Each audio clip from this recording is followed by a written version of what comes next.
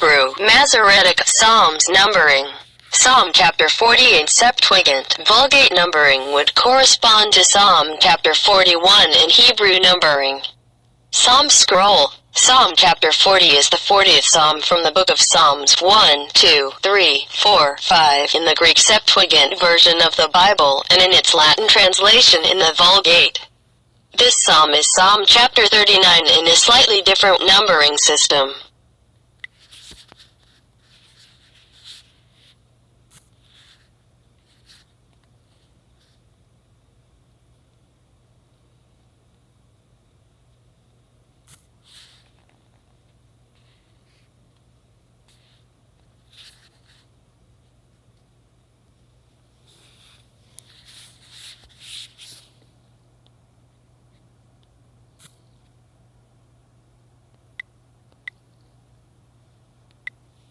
Matthew Henry calls the psalm as confidence for deliverance.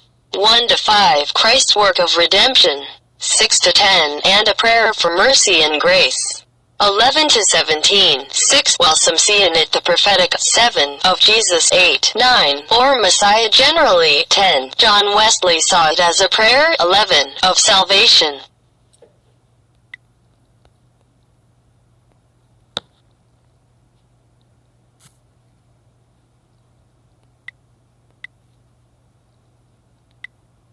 The first part of the psalm, verses 1 to 11, is one in the series of psalms of thanksgiving of an individual.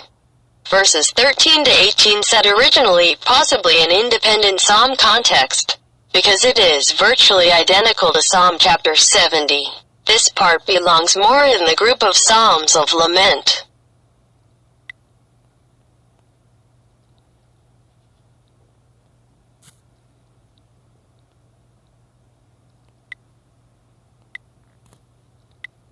Verse 2 is found in the repetition of the Amidah during Rosh Hashanah. 12. Verse 12 is the second verse from Vihu Rachim in Pesach Dezimra. 13. And the long Takanin recited on Mondays and Thursdays.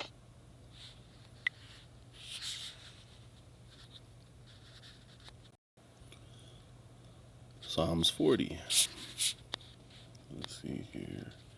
I waited patiently for the Lord until the end, a psalm for David himself. With expectations I have waited for the Lord, and he was attentive to me. And he heard my prayers and brought me out of the pit of misery and mire of the bird. Hold on, I'm not gonna butcher that word. Drags, leeches, and he set my feet upon a rock and directed my steps. And he put a new canticle into my mouth, a psalm to our God, a new chant, a new hymn. Many shall see and shall fear, and they shall hope in the Lord. Blessed is the man whose trust is in the name of the Lord, I am that I am, and who hath not regarded to vanities and lies and follies. Thou hast multiplied thy wonderful works, O Lord my God, and thou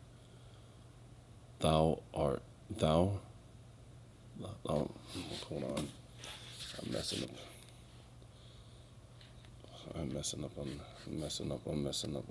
hold on.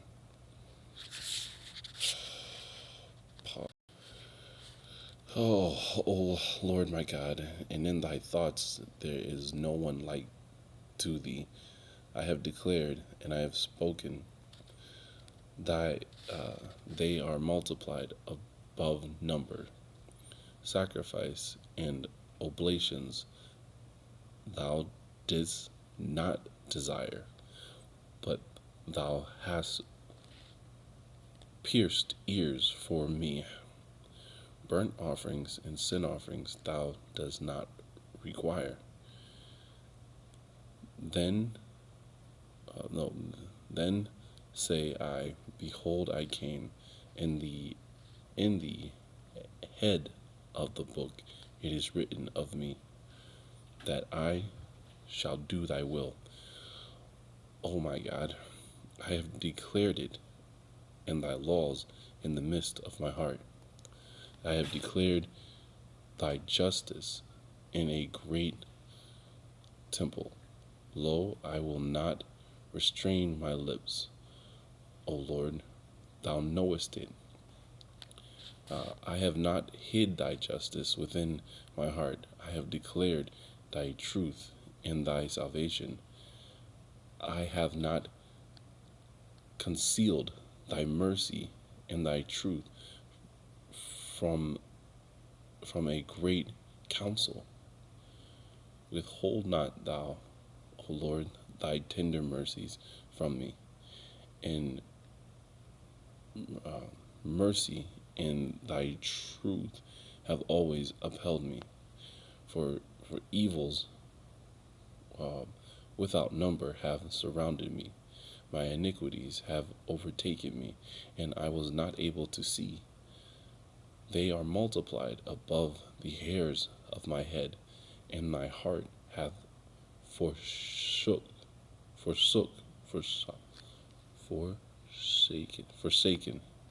forsaken me. Yep. Be patient, O Lord, and deliver me. Look down. Oh wow. No, that's wow. Be pleased, O Lord, to deliver me. Look down, O Lord, to help me. Let them be confounded and ashamed together that seek after my soul to take it away. Let them be turned backwards and be ashamed that desired evils to me. Let them immediately bear thy confusion that say to me, 'Tis well, 'tis well.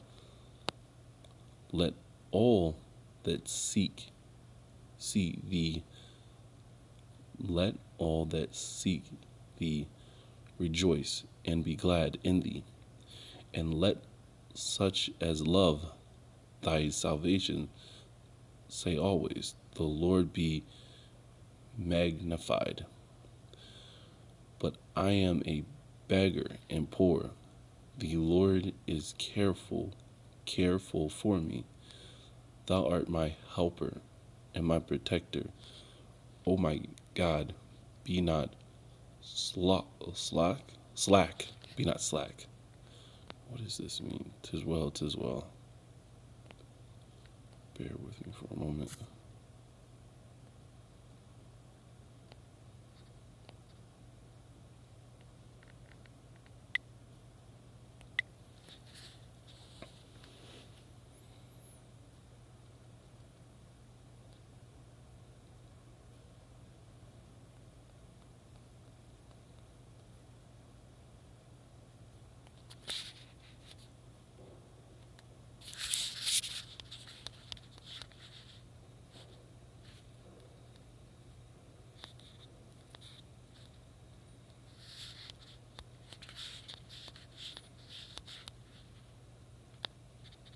Why does he keep doing that?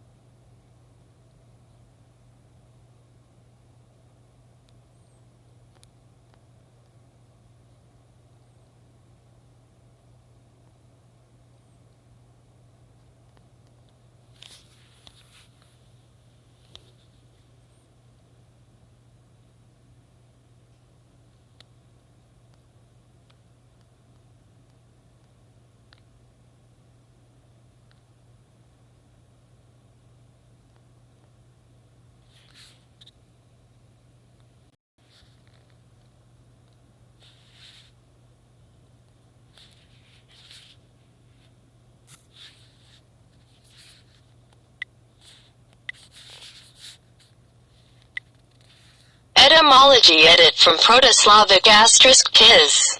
Pronunciation edit IPA, he, sees, rhymes, as noun edit tis mu, tree or wood. Let's see what the other etymology for. Shortly after George Washington took his last breath, his longtime secretary, Tobias Lear (1762–1816), sat down to record the events of the last several days.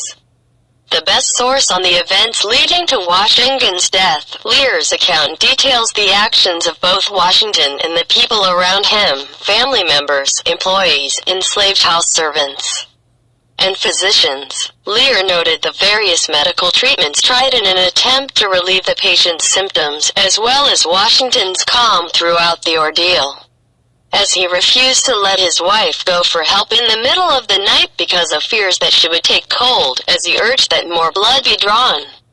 As he noticed that a young slave had been standing all day and asked him to sit down, as he looked at 2 copies of his will and directed which one should be burned, as he asked that his body not be buried for at least 3 days after his death, as he thanked those around him for their assistance, and as he took his own pulse, as his heart beat for the last few times.